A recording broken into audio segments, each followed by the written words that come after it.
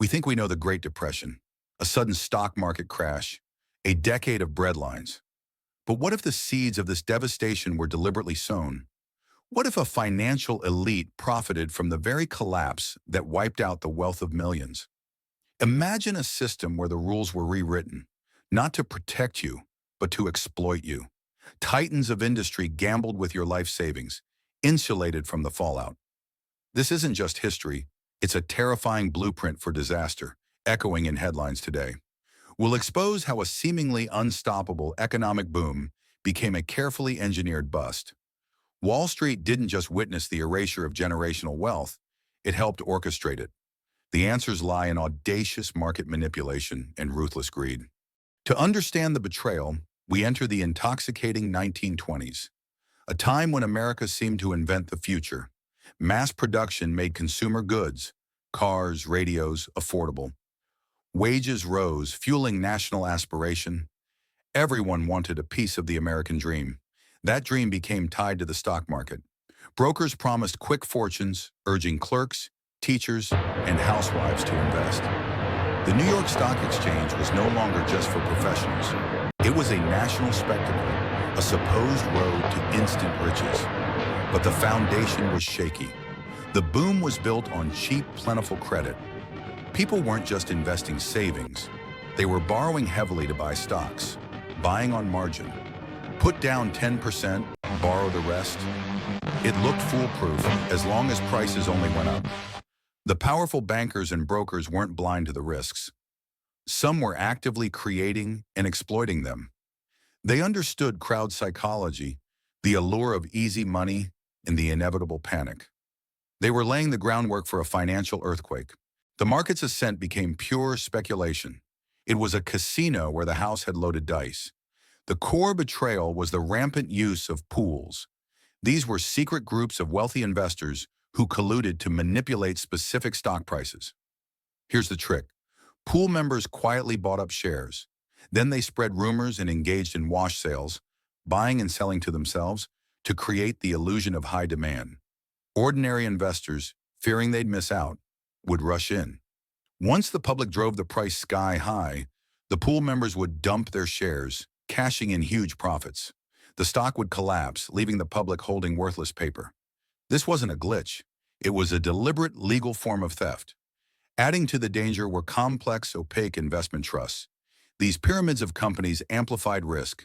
A small drop at the base could trigger a catastrophic collapse throughout the entire structure, multiplying losses exponentially.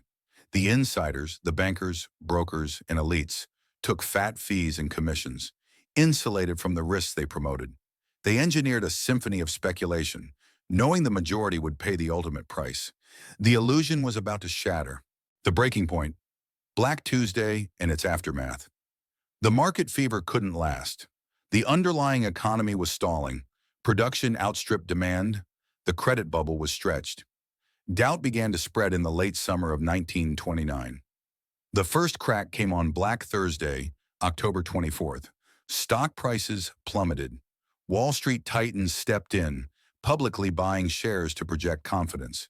It worked briefly, a false sense of security. But the dam broke on Black Tuesday, October 29th, 1929. Selling was relentless and unstoppable. Millions of shares were dumped, with almost no buyers. Fortunes were erased in hours. Investors who bought on margin were ruined. Brokers demanded loan repayment. Investors had nothing left to sell. The collective dream shattered. The vicious cycle from crash to crisis. The crash was just the start. The destruction of generational wealth unfolded in the vicious cycle that followed. The financial mechanisms that amplified the boom now accelerated the bust. Bank runs and failures. Banks had funded speculation and were decimated by loan defaults. Fear gripped the nation. People rushed to withdraw their deposits, creating bank runs. Banks didn't have the cash. Over 9,000 banks failed by 1933, wiping out savings. Deflation and debt. The economic contraction meant less demand, leading businesses to cut production and lay off workers. Prices fell. Deflation. Debts contracted at higher prices became crushing. Farmers couldn't sell crops for enough to cover their mortgages. Unemployment. Factories closed. The unemployment rate hit 25% by 1933. This wasn't just job loss, it was the loss of dignity and the ability to provide. Shanty towns called Hoovervilles appeared. Generational wealth was annihilated. Failed fixes and the road to recovery. Initial responses from Washington and Wall Street were disastrous. President Herbert Hoover believed in limited government intervention, fearing federal aid would undermine initiative.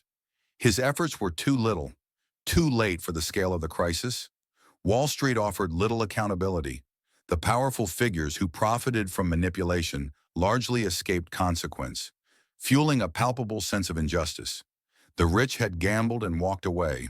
The public paid the price. Franklin D. Roosevelt's election in 1932 brought the New Deal. His first step, a bank holiday to stop runs, followed by the Emergency Banking Act to restore trust. Decisive action began to calm the public. Key reforms reshaped the financial landscape. The Glass-Steagall Act separated commercial from investment banking. The FDIC ensured bank deposits, stopping runs. The SEC was created to regulate the stock market and curb manipulation. Programs like the CCC and WPA created millions of jobs. Crucially, Social Security established a permanent safety net. These bold reforms fundamentally changed government's role, taking over a decade for the economy to fully recover. Echoes of the past, modern parallels. The Great Depression is a chilling blueprint. The same patterns of unchecked greed and systemic flaws have resurfaced. We must see the echoes in our modern financial landscape. 1. Speculation and bubbles. Today, the excessive borrowing of the 1920s is mirrored by the housing bubble of the 2000s and complex instruments like CDOS, obscured risk and amplified loss, the ghost of the past. 2. Regulatory rollbacks. The robust Depression-era regulations were eroded.